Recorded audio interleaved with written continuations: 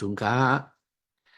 พี่น้องแต่เอาขากุฏิกุเลียนกูก็กูกุนกูเมืองค่ะเนาะเมื่อสูงขาพระเป็นเจ้าปันตั้งนี่กูก็ค่ะเนาะเมื่อไหร่เขาขาตีแลนเดเพนเนาะนุกกปัดเจ้าอันมีไว้ในจำเหล็กหลัดในเขาขาลองตั้งอันว่าอันเจ็ดเลยอันปอมมันว่านั่นค่ะเนาะส่วนเขาขาไปจ้าดีพื้นนั่นเขาขาสุต้องสักกับที่พระเป็นเจ้าแทนกำหนึ่งค่ะเนาะเขาขาสุต้องพระเป็นเจ้าทาราพระที่ขาจีสุนัตตาสาวขายนาเตขาก็ปุจิสุสาวขาเลเขาขาพี่น้องลูกหลานแต่เป็นสาวเขาขากุฏิกุเลียนกุมันกุเมืองอันกันมาสุลุ่มตุ่มกันมาฮิตมิกษายาจอมกันมาสุต้องจอมกันยองย่อเมตตาสาวขาจอมกันได้มาเฮียนเอานุกปัตตราตรงนั้นสาวขาจอมกันจีสุสาวขายนาเตขาโอ้พระเป็นเจ้าที่ขาแค่น้องมีหรือกันนางเขาขาสิกรรมขาเอาดังวิญญาณมุดจังสาวขาปุยออกเนเปียนึกกับเจ้าเขาขามันเมียนชิเฉยเลยเขาขาเลยครับขามอมก้าเขาขาสักดิบจอมนั่นก็แค่นอมาจากช่วยแถมเชกัมวันไหนสุดท้องสักกับอับวางในมือเจ้าขาในจิตสิงนามาเจ้าอีสุคริตสุเดียวปาเดียวกุยขาอาเมน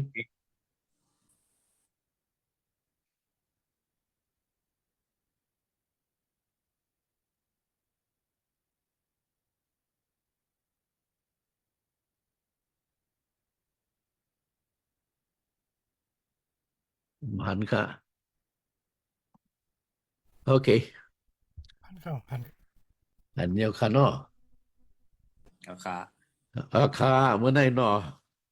อันเอาขาที่ไล่รีบให้นั่นโอ้ขอมันเป็นรองอันว่าเจ็ดตั้งปลอมกันเนาะอันเจ็ดตั้งอันปลอมเลยลองในมีไว้ในสมาจำดิค่ะนัดไว้สั่งนัดไว้ที่เขาขาเป็นตั้งอันปัญชที่เขาขาสอนเขาขามือป่นมา2 เองปีนั่นใครเอาอำใจว่ามือป่นมา2-3 วันด้วยกันเนาะมือป่นมา2 เองปีนั่นเนาะเจ้าเยซูคริสต์ตมานเจ้า แต่แปลเจ้าเสือนั่นว่าอะไรลาดไว้สั่งไว้สอนไว้ปัญสติไว้เดียวขากะเขาข้าไรไว้สติลองตั้งอันเจ็ดตั้งอันปลอมเขาอะเนาะอันเจ็ดก็มีค่ะอันปลอมก็มีค่ะลาดลองตั้งอันว่าตั้งอยู่หมัดอันเจ็ดอันหมันตั้งอยู่หมัดอันตุกอันปลอมในก็มีนั่นซ้ำเขาเจิญเฮ็ดทางกุนมดสั่งแหลมาแพทมาเหรียญกุนว่าที่มันเขาจะกุนมุดสั่งเขาเป็นกุนให้กุนหมึกกุนอันกูเกิดก็กะเขาเฮ็ดเมื่อนังกุนมุดสั่งเลยมาเลยแพทเหรียญเขาเสื่อนเป็นตะเป้เจ้าเยซูอ่าเตเลยมีค่ะเตเลยมาเขาอ่ะเตเลยหันเขาอ่ะเมื่อพูดมา2 เองปีค่ะปันสนิไว้ตอนเร็วนี่เขาคันเลยหันค่ะชื่อหน้าเตตาเขาค่ะเขาคันเลยหันไว้อ่ะตั้งอันเพชรอันเดียนมีนำหนาค่ะตัวเร็วเนี่ยฮะ เนาะตั้งอันปลอมอันว่าอัตุอันปลอมนั้นมีนำหนักค่ะก็เพื่อให้เขาขาหรือไว้สติเมื่อได้สมาจำเด็กดัดไว้สั่งรัดไว้ที่เขาขาสั่งสอนไว้ที่เขาขาซึ่งหือเมื่อได้เขาขาอ่อนกันสอนเอาเนาะเพราะเขาขาตัวในจำเด็กเขาขาติเลหันเนาะเมื่อปุ่นมานั้นมีโปรเพทเนาะมีตมันเศร้ามีธรรมะเสียเนาะเขาเจ้านั่นเป็นเขาเจือนปองเหตุการณ์อมูเจ้าพระ เขาเจ้านั้นเราเป็นเขาเจ้าพระเป็นเจ้าสวยสูงตีค่ะเหมือนจะน้องเพราะแพทย์ได้เป็นเผาบริโดยเพราะแพทย์ได้เป็นก้อนพระเป็นเจ้าเลือกเก็บมักขันไว้อะไรเป็นเพราะแพทย์ได้เป็นก้อนปัญสติเผาเพราะแพทย์มือก่อนนั่นนะปัญสติคุณออกคำปัญสติคนอยู่อิสระสู้แต่เลยเฮ็ดหือสู้แต่เลยว่าฉันที่หือสู้เลยแต่เลยเปียดอีสังสู้อำเลยเฮ็ดสัง สุรุเฮ็ดสังสุรุเปิลูกำลูจ้างเจ้าหือเป็นเหยียบตรามีเจ้าหืออันว่านั่นนะเพราะเพชรเจ้าได้สั่งสอนค่ะสั่งสอนส่งมาปัญสติคุณเอาคำอีกปาคุณมิอิสลีลาเขาขายผู้สนั้นได้เป็นเพราะเพชรสับตะมันเจ้าเขาขายหัวตะมันเจ้าแต่แปะเจ้า12 ปาว่าสิเจ้าอิสุคริสลูกกระทักตายขึ้นรีบเจ้าแต่แปะเจ้าเจ้านั้นเป็นตะมันเจ้าไว้เอาเขาเลยเป็นก้อนเจ้าอิสุเจ้าสวยเสียเลยส่งกว่าฮาเลยปองศาสนามันเจ้าในเป็นตั้งอันเขาเสื่อนในเจ้าสวยและคำตั้งอันส่งกว่าปุ่นดาเหตุการศาสนานั้นเป็นตะมันเจ้าย่อตะมันเจ้าเสื่อนั้นเขาเฮ็ดสังตะมันเจ้านั้นสั่งสอนสุมาฮอลาตราตังเกตชอดเจ้าอิสุเขาห้องต่างซื่อต่างมิวค่ะตะมันเจ้าเสื่อนเขารัดลองมันเมืองเขารัดลองซิบอยเขารัดลองตั้งกาตั้งขาย เนาะเขาห้อมบอกรัฐสั่งสอนสูมาลงตราตังเกตสดเจ้าอิสุอันนี้เป็นตะมันเจ้าทำแทงธรรมะเสียอะไรก็มีธรรมะเสียนั้นเป็นเขาเจือนสักกับตัวเจ้าเก่าปุ่นดาการศาสนาเจ้าอิสุเลยกว่าคุณที่กูเรียนเลยสั่งสอนสูมาตราเจ้าอิสุเจ้าอิสุปันไม่ตราเดียวค่ะทำได้เสียธรรมะเสียเจนั้นซ้ำกว่าสั่งสอนธรรมะต่อธรรมะจำตราพระเป็นเจ้าธรรมะจำตราเจ้าอิสุอันกุนตั้งไหนเตเลกำเตเลจังเตเลซอมอันนี้เป็นธรรมะเสียเมื่อไหร่เขาขาลูกไว้ซะดิเขาขยำนี้เนาะตัวเร็วไหนก็มีไว้โปรเพตเขาเนาะมีไว้โปรเพตถ้ามีแท่งตำหานเจ้าไหนก็เลยยินมาค่ะตัวเร็วธรรมะเสียเลยเด้มีดีไว้มีนำหนักเขาขาลูกไว้ซะดิโปรเพตจึงหือตำหานเจ้าจึงหือธรรมะเสียจึงหืออันว่านั้นเมื่อไหร่เขาขาลูกสอนเอาตั้งแต่กันเนาะสัมแท่งเป้าขาดที่ตุ้ยเนี่ยได้จำดิ่งรัดไว้ค่ะรัดไว้เลี้ยงเจ้าหยีสู้ตูมันเจ้ารัดไว้ค่ะตูเจ้าหยีสู้รัดไว้จึงหือคริสอันปลอมตีปอมาเขาว่าเพราะเพชรอันตุอันปลอมตีปอมาเขาว่าพี่น้องเขาคริสอันว่าเจ้าหยีสู้คริสอันปลอมค่ะอันใจอันเจ็ดค่ะอันตุอันปลอมตีปอมาเขาว่าเพราะเพชรอันตุอันปลอมก็ตีปอมาเขาว่าได้เป็นเจ้าหยีสู้มันเจ้าสั่งรัดไว้ค่ะมีอะไรจำตัวมาแถมมาเสาสี่ขอเสาสามต่อเสาสี่เขาขัดแต่เรียนเมื่อนั้นเจ้าหยีสู้ว่าเมื่อนั้นปอเสก็เสกุลรัดว่าด้วยรู้เจ้าคริสมีคดีในอ้อมีคดีนั่นอ้อวันไหนถึงอย่าไปยุ่งลองมันซ้ำเขาเชิญเฮ็ดมือจะหนาหางเจ้าคริสอีกตั้งมิกษาเพราะเพียรนั่นตักปอมาเลยเนเปียในเมลักษณะอันเยอะอีกตั้งลองตั้งอันนี้อ้ามตั้งหลายหันเลยเพียรเลยเหรียญเขาเชิญเลยขามตั้งอันเด็กเก็บเอานั่นอ้อในข้อความเจ้าอิสุสั่งรัดไว้ค่ะสั่งรัดไว้ว่าเนาะคริสเจ้าคริสอันตู้อันปลอมตีปอมานะเขาขยันยินเอาตัวเดียวเล่นยินค่ะโอ้ตีวิ่งนั่นวันนั่นมึงนั่นน่ะเจ้าคริสปล่อยเอาแต่เรียกเขาขาดเล่นยินค่ะเนาะเจ้าคริสปล่อยเอามึงนั่นเจ้าคริสปล่อยเอามึงได้มันเปลี่ยนซะนั่นในยินไหมอ่ะอย่าไปยุ่มเขาวะเนาะเพราะว่าปืนว่าเจ้าคริสปล่อยเอาวันอย่าไปยุ่มลองมันจำว่าเขาเสื่อเฮ็ดทางเจ้าคริสอีกตั้งมิกซับเพราะแผ่นนั้นตักบอกมาเฮ็ดทางเจ้าคริสวะเขาเจ้าคริสแต่เขาเป็นเฮ็ดทางเจ้าคริสได้มากเว้ยค่ะอันตู้มันค่ะอันปลอมมันค่ะที่มาเพชรมาเรียนกุนค่ะมิกซับเพราะแผ่นก็ที่มาค่ะอันตู้อันปลอมเขาขาดหันค่ะตรงไม่รู้ได้เขาว่าเขาเป็นโปรเพทว่าเขาเป็นสลาโปรเพทว่าเขาเป็นเสียมาโปรเพทว่าโปรเพทมาจากไหนมาเพชรมาเหรียญกุนค่ะอำใจพระเป็นเจ้าเดือเกียบไปส่งมาให้เขามาฮอลัดสั่งสอนสูงมากกุนอำใจค่ะเขามาเพชรมาเหรียญกุนโปรเพทอันตู้อันปลอมอันว่ามิกซาโปรเพทมาเพชรมาเหรียญกุนตีมาเขาว่าไม่เอาตัวหลิวเลยหันเอานำหนักค่ะเมืองเขาก็มีเมืองมันก็มีเมืองไทยก็มีเมืองอเมริกามีเขาขาดเลยหันค่ะมีมานำค่ะเขาไม่สั่งเขามาเพชรมาเหรียญมาเพชรมาเหรียญเผอมาเพชรมาเหรียญเครียนอันว่าตะเปเจ้ากุนอยู่มัดที่นั่นมาเพชรมาเหรียญกุนอยู่มัดตะเปเจ้าเครียนให้ยุ่มเขาให้ยุ่มความเขาให้จอมเขาให้เฮ็ดเหมือนสนางเขาใจเขาสวยอันนั้นน่ะพิษปึงตราของบุญพิษปึงกว่าอำจอมเจ้าเยซูเลยจอมเขาอ่ะเขาไม่เฮ็ดสนางค่ะนั่นก็รู้ไว้สักทีค่ะเนาะเจ้าเยซูพอสั่งรัดไว้ใครเอาพี่น้องเขาแทบแดงในเป็นซาตานมานัดเขาว่าอันเฮ็ดอันตุอันปลอมซะแน่เป็นซาตานมานัดครับพี่น้องเขาซาตานมานัดมันติมาเหมือนสนางมีอานาปาวามีตันโค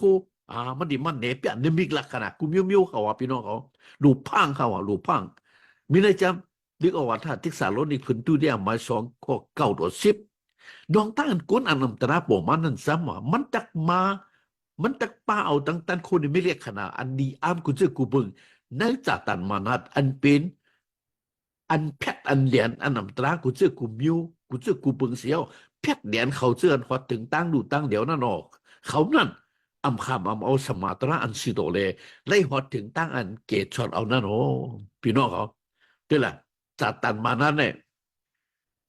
มันติสุงตือตะเปมันอันเป็นกุนอันนำตรากุนเพชรกุนเหรียญตะเปซาตานปานนั้นเลยเป็นกุนเพชรกุนเหรียญค่ะเอาหลุดต้องดีๆค่ะ พลายเพอร์เซียมว่าปิกสมามันมาอาจก็เป็นชาธรรมะธรรมะเสียก็เป็นกุนปองอมูพระเป็นเจ้าอ่าก็เป็นกุนเหตุการณ์ศาสนาเจ้าคริสต์ว่าในสีตาก็พอมันเพชรมันเหรียญสึงเป็นตะเปสตันมานาค่ะอันจะตะเปสเอาอิสุเจ็ดค่ะเนาะเขาเท่านั้นเป็นกุนอันอันตราค่ะเนาะเขาเดมาเลยเพชรเหรียญกุนเขาเดหรือเพชรเหรียญกุนเอาตั้งเดมิกเล็กขนาดอันลีอามกุนเสือกุมโยเลยเพชรเหรียญกุนเขาอ่ะ ซาตานมานาก็มองเฮ็ดน้ำมิกแลขนาดกันนะพี่น้องเขาอย่าไปว่าโอ้เอ่อตะเปเจ้าเนาะอย่าไปว่าคุณเจ้าคริสต์อย่าไปว่าเสียเจ้าคริสต์นั้นว่าโปรเฟตเนาะฉะนั้นก็เฮ็ดเลยน้ำมิกลักษณะอำใจครับซาตานมานาก็เฮ็ดเลยน้ำมิกลักษณะแล้วมีลักษณะนั้นลูกที่ซาตานมานามาน้ำมิกลักษณะอันก้นหมดสั่งเฮ็ดนั่นจะเป็นลูกที่พระเป็นเจ้ามามันเหมือนกันก็เพราะใน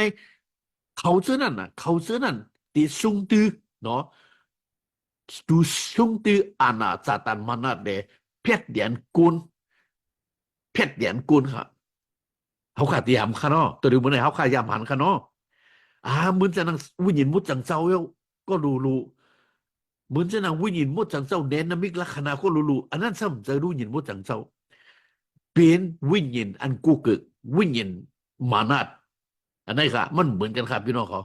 าก็หลุดไว้สติในเป็นวิญญาณเจ้าพระวิญญาณซาตานมานะท่าอันนี้เขาก็หลุดไว้สติค่ะเนาะมีแห่งค่ะในสมัยแต่หมายเช้า4 ข้อ 10 ต่อ 13จะมีมิกษาเพราะแพทย์น้ำหนาตักปอมาเลวด้วยคะแนนในก็เป็นเจ้าอยู่สุดหลัดไว้มิกษาเพราะแพทย์น้ำหนาตักปอมาเลแพทย์เดียนกุนน้ำหนาอ้อเขาขาดถ่อมแทงค่ะเจ้าอยู่สุดหลัดไว้ มิกษาเพราะเพชรนำหนาตักปอมาเลยเพชรเดียนกุนนำหนาก็เป็นลองตั้งอันอำตรันนำขึ้นมาเลยตั้งหักเมตตากุนนำหนาตักกี่บางกว่าเลยเพรเสียมว่าก็อันมั่นคงต่อถึงหอติสุดที่กว่านั้นก็นั่นตักหอดถึงตั้งอันเกตช็อตเอาพี่น้องเขามิกษาเพราะเพชรมันดีมาในเขามันดีมาในเขามันดีมาในเจ้าเจ้าเขามันนี่มาในพุงบูจุ่มเขามันนี่มาเพชรมาเหรียญค่ะเนาะเขาขลุกไว้สติเนาะมิกซ์อัพโปรเพชรที่มาเพชรมาเหรียญเขาลองตั้งอันอัมตราฉะนั้นตินนำมาติติกเนาะลองตั้งอันเพชรอันเหรียญนำมาลองตั้งอันอัมตรานำมา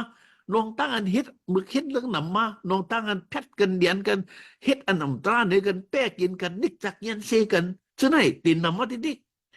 เมตตากุลตะกี้บางกว่าติติกเมตตาอันวันนั้นห้ามเลยตัวรู้ไหนเมียตานวันนั้นมันกาคันอย่างไรตัวรู้ไหนมันบอกใครเมียเนาะอย่าไปว่าปืนก่อนเลยเขาหนังกันมีเมียตาด้วยกันก็มีค่ะเขาหนังกันยังมีเมียตาด้วยกันค่ะเขาหนังกันยังมีสักอีดูกันก็มีค่ะพี่น้องเขาหนังกันยังใครแปะกินกันค่ะเขาหนังกันยังอำนารูกันค่ะฆ่ากันขายกันค่ะจี้กันแน่กันค่ะหาตั้งพิษต่อกันค่ะย่าเสลกันค่ะเขาหนังกันค่ะเนี่ยตาหักเมียตาอันวันนั้นมันเล็กกว่ากี่กว่าเอกว่ามังกว่าที่เขาพี่น้องเขากล้วยกาก็อันมั่นคงในตั้งอยู่มาต่อถึงหอดที่สุดที่กว่านั้นก็นั่นตักไหลตั้งอันเกตช็อตเอาเขาก็รู้ไว้สดีอย่าไปลุ่มไปปังค่ะเนาะอย่าไปลุ่มไปปังค่ะเขารู้จุกมันเกี่ยนค่ะพี่น้องเขาคำแน่ในจำจอมาเทียมา7 15 ต่อ 16มีไว้เนาะฮิตสติเลวีเป็ดมิกซ์าโปรเพดเนาะฮิตสติเลวีเป็ดมิกซ์าโปรเพดตั้งหลายอันกันนั้นมันเป็นหมาในอันเรื่องเกี่ยมหนานั่นเลยเอาตั้งหนังสู้สมัยเสียวมากระดิสุนันตาตัวมักเขาเลยตักคู่ใจเฉพาะเขาอยู่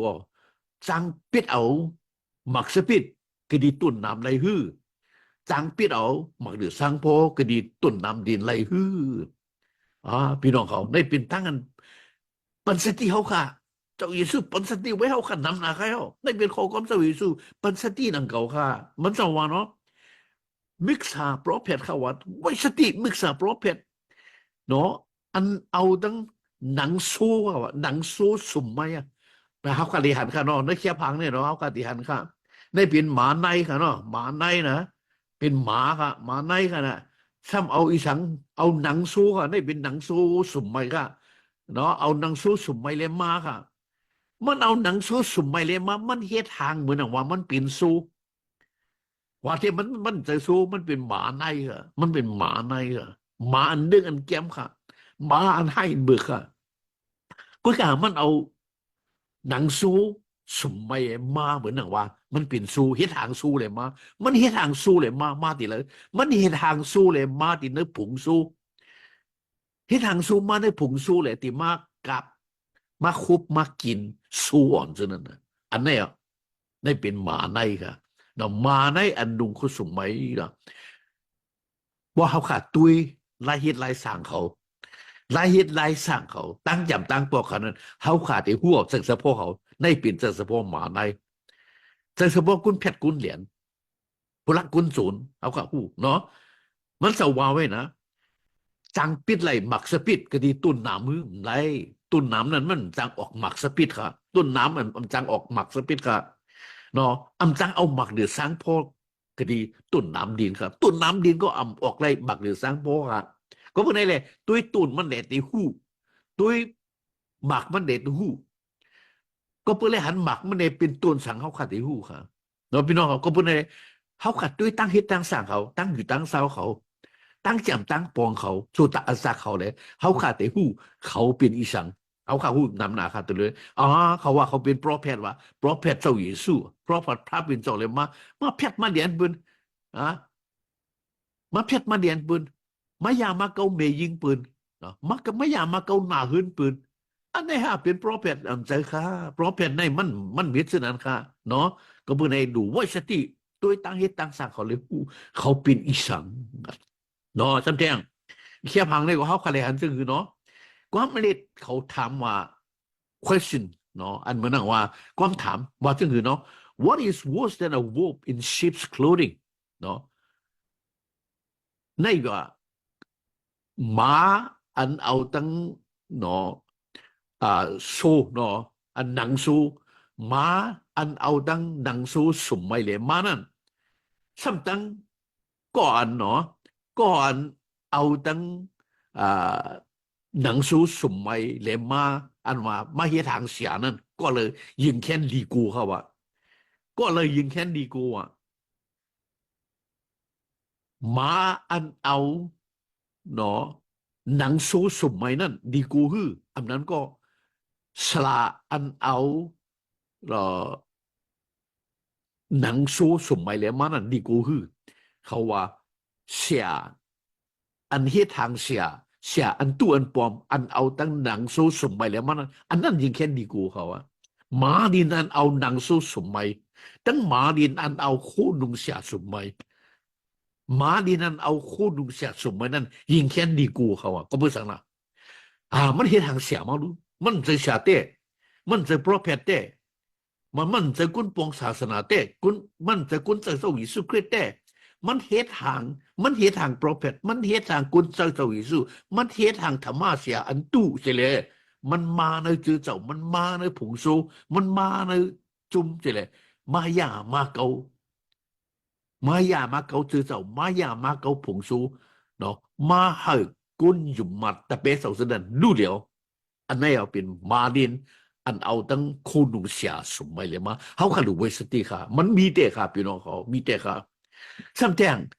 พังเสียบอมเขาแต่เลยพังเสียบอมเสียอันปอมค่ะเสียอันตัวอันปอมนั่นแต่เลยพังเขาbeware false teachers นึกออกว่าตาเปโตรพันตุเดียมา2:1-2หลัดไว้ครับในวันนั้นเสกว่ากันในกุนซืนั้นมีมิกษาโปรเพรอกันในสุกตักมีมิกษาเสียอันเอาตั้งปรีเยเสเลสวงเสอายุมิกษาติกที่อันจางยายุกอันจางถิงเปียเจ้าอันสือโตอันขาวนั่นเสเลเฮ็ดให้ตั้งดูตั้งเดียวฮอดถึงกระนือตูเขาขันเพนนอพี่น้องเขาเสียตู้เสียปอมจะแน่มีน้ำหนักเขาตัวเหลือเนี่ยเสียตู้เสียปอมออกมาน้ำหนักครับมาเฮ็ดกูเจอกูมิวหลักกูเจอกูมิวสอนกูเจอกูมิวครับมันนำจอมตลาค่ะมันจอมเนลายมันค่ะมันเอาไปวุ่นมันแหนมันหลัดครับเอาไปวุ่นมันแหนสอนครับตลาก็เอาไปวุ่นมันแหนห่อค่ะมันจะวันลูกกระปัดเจ้ามันเอาลูกกระปัดเจ้าห่อค่ะมันจอมทุ่งพิงเจ้าเยซูค่ะมิกซ์โปรเพทซื้อไหนกันนะเขาได้เอาตั้งปรี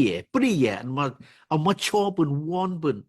อ๋อข้อความเขาเข้มนะข้อความเขาอุ่นอ่อนชาเต็มนะเขาโมจู้บนเนาะเขาค่ะที่เหมือนอย่างว่าอ่าจู้บนเนี่ยเอาปืนเนี่ยเนาะเหมือนจะนั่งเอ่อ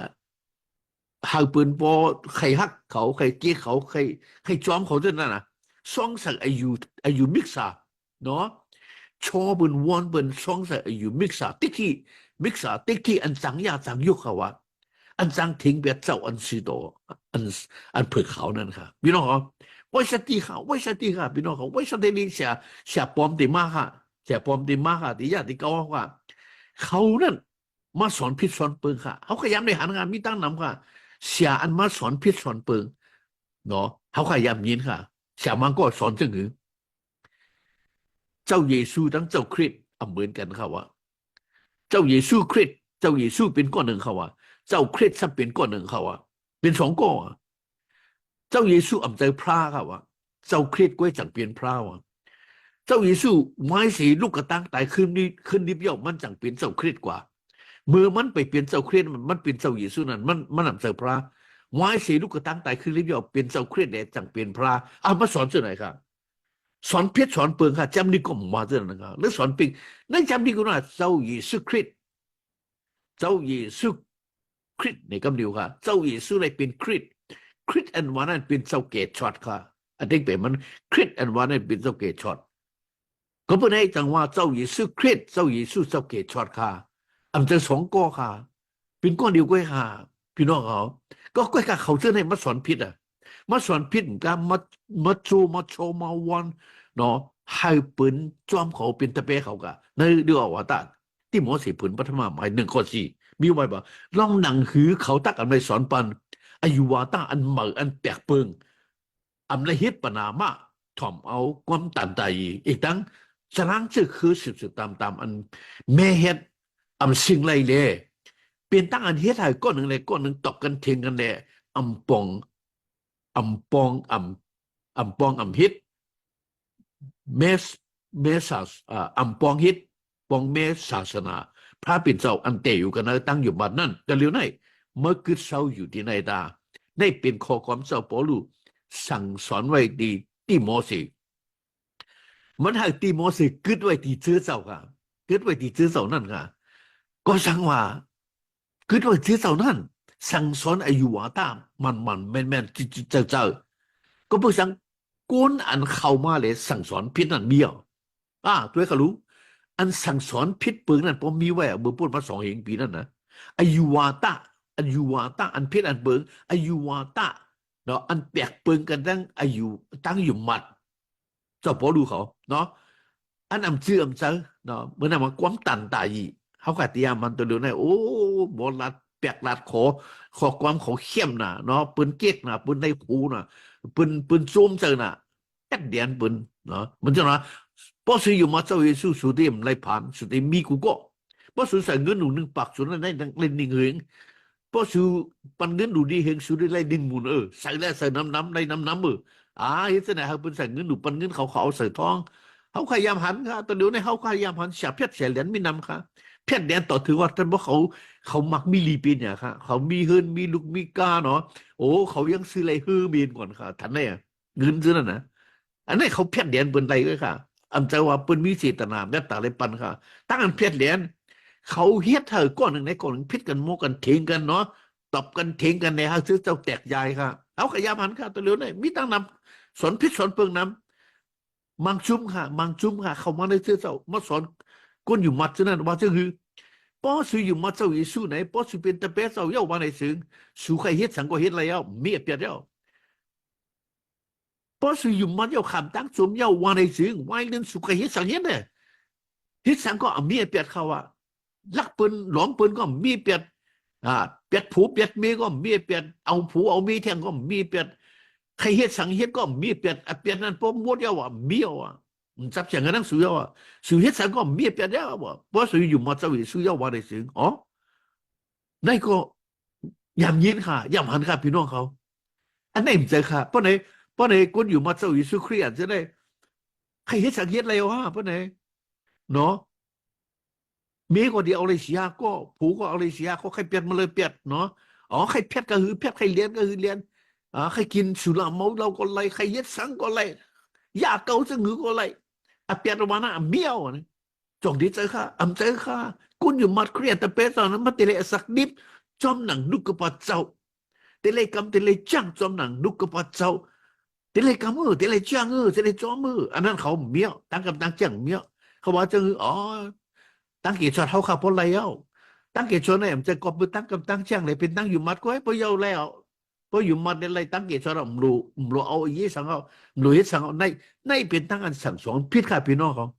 ก็เป็นในเสียอันมาสั่งสอนพิษก็มีตั้งน้ำหรือว่าสติเขาวะเนาะหรือว่าสติเขาวะที่มอสิเอาวะนึกว่าที่มอสิพื้นพัฒนาหมายหัวข้อสิโอหัวก็มีไว้ค่ะนั่นก็ดีนะครับเนาะก็อันสั่งสอนปันอ้อวะตาอันแปลกเปิงก็อันนำฮับตุ้งเอาความเศร้าเฮาเศร้ายิสุคริตอันเขาจังเอาอ้อวะตาอันเมียนหนังตั้งอันบุญเปียวในวัดพระนันซ้ำเปลี่ยนก็อันมาหน้าเจอสูงก็อันหู้กากก็อันหู้กระสังละก็อันเจอเมามังก็เบอร์มันหมอเต่งปังลองปรึกษาที่ต้องที่ทำเลยตอบเถียงกันมันกวยอเพราะเหตุตั้งอันสิเกเหตุตั้งอันผิดกันตั้งอันยายุกสิริกันตั้งอันจำปองอันอำนารูกันตั้งอันหูเจอตูนอเลยมีสมาตรา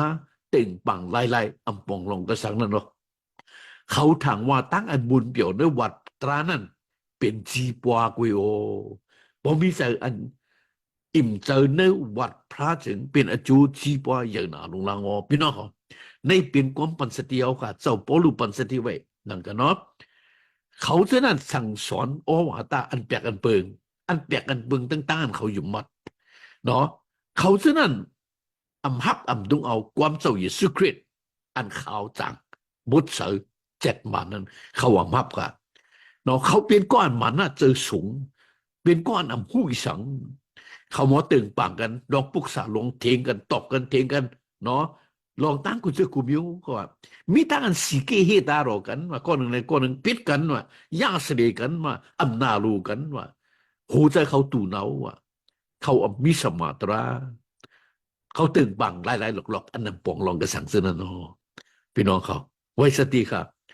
เขาทางว่าตั้งอันเขาบุญเปี่ยวนวัดตรานั้นเป็นจีปวาเขาเหมือนว่าเป็นซีปวายเขาเขาเวทการศาสนานั้นเป็นซีปวายเขาฮอตระนั้นเป็นซีปวายเขา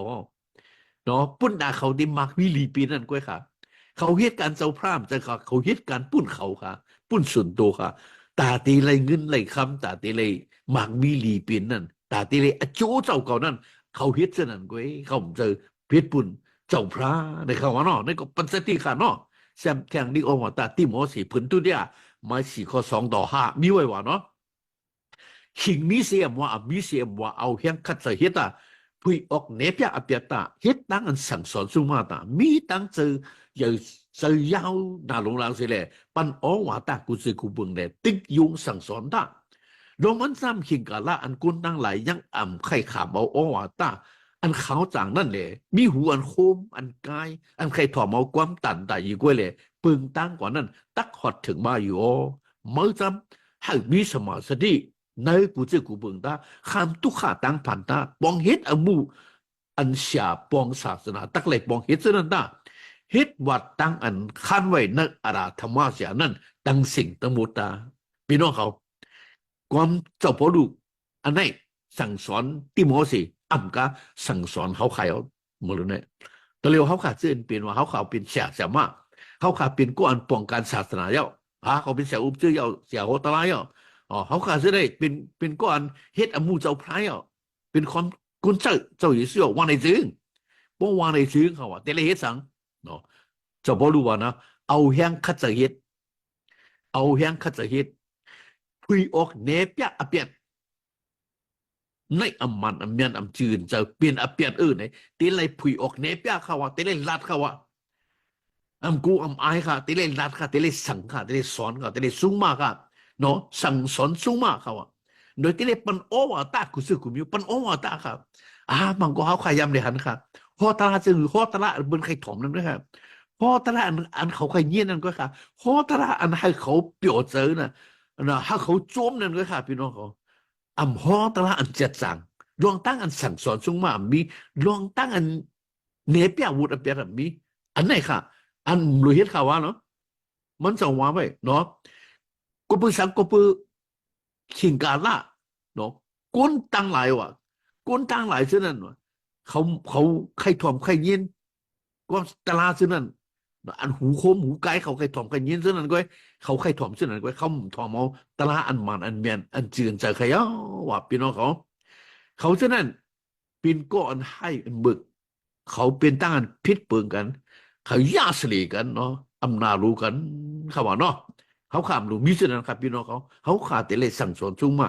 ตลาดเจ้าพระมันเมียนที่จะใส่ค่ะเนาะพี่น้องเขาซ้ำแทงเขาขาดตัวแทนกันนะดีกว่าตาที่หมอสีผลตู้เดียมาสี่ข้อ2 ข้อ 5มีไว้ค่ะขิงมีเสียมว่าเขาขาดเลยหันใครเอาเนาะก็มือสั่งในขิงมันตีเผียวมาในข่าวว่าเนาะน้องมันจำขิงกาละอันกุนตั้งหลายยังอ่ำใครถอมเอาตราอ้อว่าตาอันขาวสางนั่นเดมีหูโคมอันไกลอันใครถอมเอาความตันตายกล้วยแหล่เปิงตั้งก่อนนั้นตั้งขอถึงมาเย้าพี่น้องเขาขาดรู้ไว้สติค่ะเขาขาดรู้เฮ็ดการธรรมะเสียเจ็ดมันจะว่าเนาะจะพอรู้ว่าปองเฮ็ดอมุอันเสียปองศาสนาเขาแต่ไรปองแต่ไรเฮ็ดว่าตั้งอันคันไว้เนื้ออาราธรรมะเสียเขาขาไรอาราธรรมะเสียในเตเลเฮ็ดการธรรมะเสียมันเมียนซื่อทุนเตรียมค่ะพี่น้องเขาจำในแทนจะมีไว้ว่า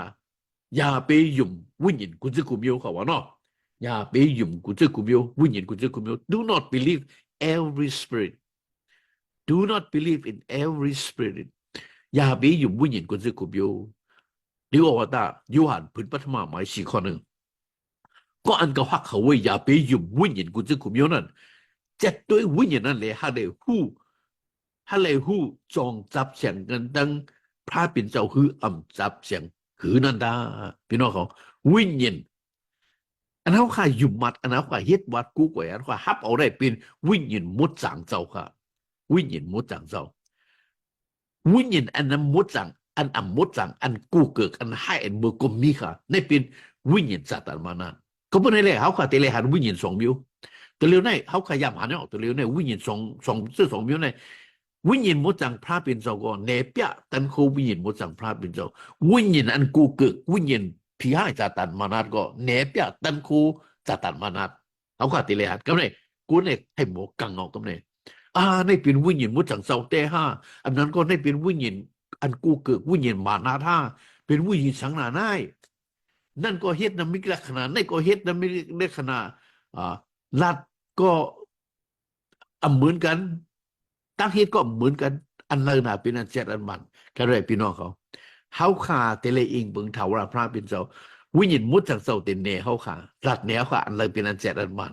เขาขาเตเลหู้เหมือนนังว่าวิญญาณอันกู้เกิดอันกู้อันเกิดนั่นเฮ็ดตั้งอันอ่ำเดียมงามอันกู้อันเกิดวิญญาณมุดสังนั่นเฮ็ดอันมุดสังเขาเสือเขาขาดตีเลยหันครับวิญญาณพระเป็นเจ้าอ่ำเฮ็ดตั้งอันสุกสักอุ่นเอ็นโมเมเขาวิญญาณพระเป็นเจ้านั้นเป็นวิญญาณนิมสิมอ่อนชาเต็มวิญญาณมานาซัมวิญญาณนั้นเฮ็ดอันสุกสักอุ่นเอ็นโมเมวิญญาณอันไปยงตรงงามนี่นะครับวิญญาณอันอ่ำทิ้งอะไรซะนั่นนะอันนั้นเป็นวิญญาณซาตานมานัดเนาะเขาขยันตีหันครับพี่น้องเขาขยันหันตั้งน้ำครับเนาะอันเฮ็ดกูเชื่อคุมเยอะเนาะมันปานในจำดีค่ะอันปานในจำดีเขาเฮ็ดออกมาค่ะเนาะอันนั้นเป็นวิญญาณซาตานมานัดค่ะเขาก็ตีอะไรคู่ค่ะพี่น้องเขาเนาะซ้ำแท้งนะเขาขาดตึกโตกันนั้นเนาะมิกษาโปรเฟตชาตู้เสียปอมวิญญาณอันตู้อันบอมวิญญาณมานาถึงเขาค่ะตึกหาเลยเป๊ะเขาอ่ะตึกหาเป๊ะค่ะในจำเรียกว่าตายากุมมา4 ข้อ 7ปืนให้เลยจอมอรูพระเป็นเจ้าตาแห่แขนมานาตาเพราะเหตุนั้นจึงมันตักออกไปเสียกดีสุกว่าอันไหนค่ะแห่แขนมานาค่ะเนาะเขาขาดูแห่แขนมานาค่ะเพราะเหตุไหนถึงมันดีไปกว่าฮะสุ่งตือหลักนักสุ่มพระเป็นเจ้าตาในมีไว้กันในจำเรียกว่าตาเพียรหมาย6 ข้อ 11 ต่อ 13ค่ะพี่น้องเขาในค่ะให้เขาขับเป๊ะค่ะนะเขาค่ะติดต่อกันนั่งอันตู้อันปอมเนาะมิกษาโปรเพตพี่ให้ซาตานมานัด ชาตู้เสียปอมจะได้เขาขาฮาเลยเป้ค่ะจำแท่งจำจงมาเถียงมาเศร้าขอชีวิตเท่าเยซูสั่งรัดไว้ว่าน้องนางฮือตักอำไรขำตั้งอันจำตัวยายุกนั่นสู้ต้องเลยเปิดทาอยู่ตาเป็กสมอจะวิญญาณมีเจตนาเสียก็ตูจำมีแหงแต่ครับพี่น้องเขานางฮือเตรียมทุบอันยาตั้งอันจุ่มจำยาเก่านั่นจึงเขาขาดแต่เลยสู้ต้องครับอย่าไปลืมสู้ต้องครับพี่น้องเขาสู้ต้องเลยเปิดทาสู้ต้องเลยเปิดทาวิญญาณมุดจังเจ้าสู้ต้องฮะเลยฮับขาโมตั้งคือวิญญาณมุดจังเจ้าเลยฮะเลยเป๊ะค่ะฮะเลยเป๊ะตั้งอันจุ่มจำยาเก่าเนาะเขาขาอย่าไปลืมสู้ต้องค่ะนะเตเลสู้ต้องนำค่ะเตเลสู้ต้องกูก็ค่ะพี่น้องเขาสำนักที่สุดมันค่ะที่สุดมันจำจงมาเทียมมา7 ข้อ 21 ต่อ 23จำแปดติ๊กหมาย2 ข้อ 1 ต่อ 3จำแปดติ๊กหมาย19 ข้อ 20 ต่อ 21จำแปดติ๊กหมาย21 ข้อ 10ดัดไว้เลี้ยงค่ะอันตู้อันปอมตั้งสิ่งตั้งลงตักตุกมึงอะไรตักไหลลู่แต่ไหลซุ่มแต่ไหลตุกมึงอะไรตั้งสิ่งทั้งหมด prophet มิกษา prophet ชาตุเสียปอมวิญญาณตุวิญญาณปอมซาตันมันนั้นตั้งตะเปมันอันตุอันปอมฉะนั้นตั้งสิ่งทั้งหมดตักไหลตุกมึงอะไรโอ้ในเป็นที่สุดเขาอย่าพี่น้องเขาพระพิจารปันดังนี่กันเนื้อเขาขากูก็กูก้นใจจะนำเขาขาเป็นก้อนเป้เลยตั้งอันจงจำยากเขากูก็กูก้นสิกรรมวันในสุดของแม่ตัดสุดถึงพี่น้องเขาใครอยู่ค่ะอาเมน